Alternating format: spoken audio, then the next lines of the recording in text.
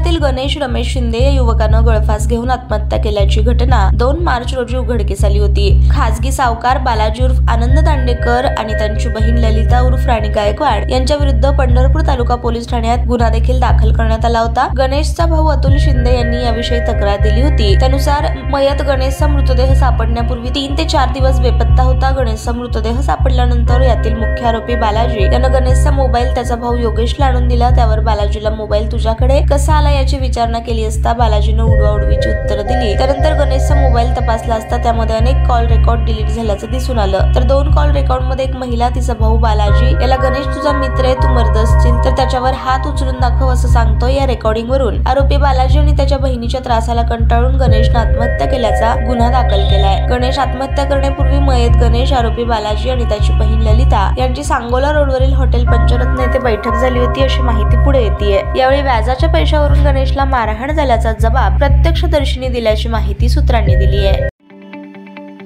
ताज्या बातम्या पाहण्यासाठी प्राईम महाराष्ट्र न्यूज चॅनलला सबस्क्राईब करा।